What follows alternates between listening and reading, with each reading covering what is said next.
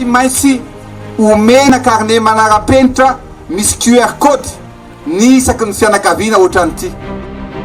Ao anatin'ny vina sy fitsonjovana ny maha-olona araka nambaran'ny filohan'ny repoblika Andriamatoa Andry Rajoelina dia atao ho lahara-pahamena ny lafin'ny ara-sosialy ho tombotsoan'ny mponina.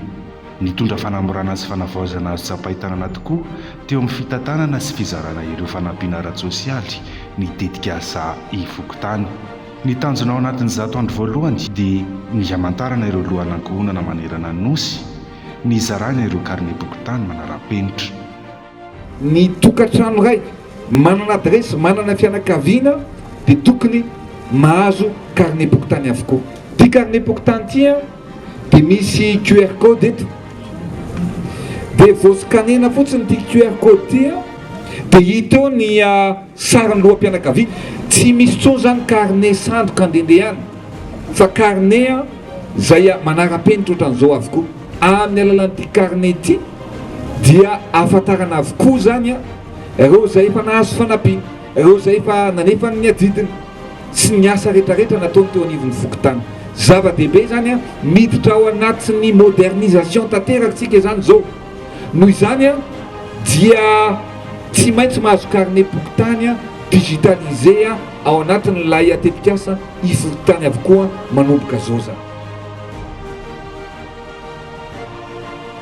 Eo amin'ny sehatra nasionaly dia efa maro ny misitraka izany carnet bokotany manara-penitra izany.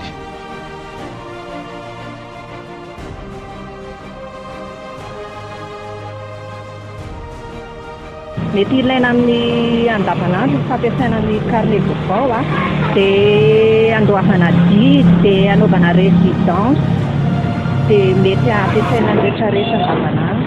Raha oharina n'ilay taloha dia ny tsirairay avy zany tokony mbo hiezaka hanao carnet vaovao satria hafa ihany mampiasa an'ilay carnet vaovao satria ao anatin'io dia ahafana résidence, misy ny andraikitra tsirairay na fanampiana ary dia automatique ianao mahazo zavatra. Ny zava-bita mitambatra nandritry ny zato andro miisa 2,737 tapitrisa ny loham-pianakaviana fantatra. Mitohy hatrany araka izany ny fizarana ny carnet bokotany manara-penitra manerana ny nosy. Araka ny vinan'ny filohan'ny repoblika Andry Rajoelina dia anangana orinasa ara-bola malagasy 700 ho an'ny malagasy. Natsangana araka izany ny postra finance mba ho fitaovana ho fampandrosoana ny Madagasikara amin'ny tolotra ara-bola omeny ary manakaiky ny vahoaka na dia ny any amin'ny toerana lavitra aza.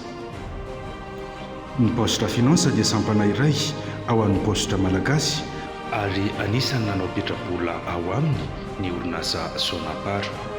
Anome tolotra ara-bola ho an'ny mpanjifa kely fidiram-bola sy sahirana sy tsy afaka mampiasa ireo tolotra ara-bola avy amin'ny banky mahazatra ny antom-piasiany ny postra finance. Eo andalam-pamaranana ny antanatohatra rehetra ny orinasa ahafahany misokatra amin'ny fomba ofisialy ny volana May 2024. Ho avy tsy ho elato Madagasikara ny Starlink izay mpandraraha amin'ny fifandraisan-davitra mampiasa zana-bolana. Efa mandroso miandalana ny fikarakarana ny fahazon-dalana ahafahany miasa. Fiovana lehibe no entin'izany orinasa zany eo amin'ny sehatra ny fifandraisan-davitra noho ny fahafahany mandrakotra ny Madagasikara amin'ny teknôlôjia ampiasaina dia ny satelita na ny zana-bolana. Vokatry ny ezaka nataon'ny fanjakana malagasy amin'ny fanokafana ny sehatra ho an'ny rehetra no nahazoana izany vokatra azo tsapahitanana izany.